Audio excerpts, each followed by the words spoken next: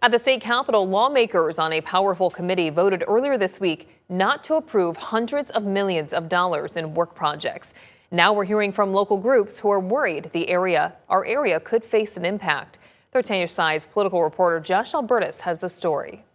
It's heinous, is what it is. Sudden changes sending shockwaves throughout the state after lawmakers on Wednesday voted against designating hundreds of millions of dollars for work projects. We are voting on the list before you to disapprove these work projects. Without any discussion? Yes. The Republican-led House Appropriations Committee wielding a little-used power in Michigan law to disapprove of work project designation. Work projects allow money left over in a line item from 1 year to be carried over into the next, up to 4 years, to fund multi-year efforts. In just minutes, multi-year commitments that our communities had already planned for had the rug pulled out from under them. Dollars for community development, firearm safety and violence prevention, and prenatal and infant support included in the vote.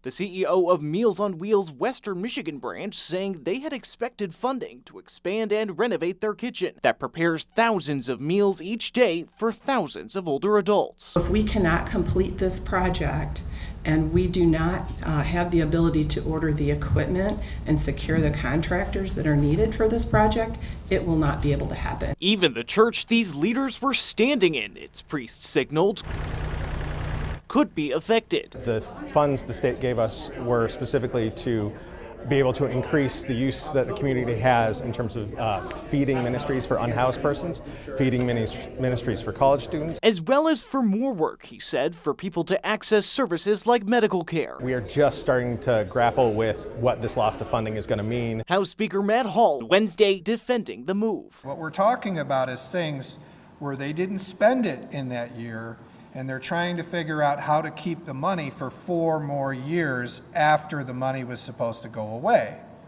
And what we're saying is, we're not going to let you just do that anymore. While valid things were included, he said, the legislative process meant they were tied to what he felt was waste. You can't go in and pick a project under there that's a good one. Like, it's basically, it's the whole line item. I think that when we go back through this process, there are some really good things that were funded. And no, it's not easy to say no to those. I hope that we can work to get those back.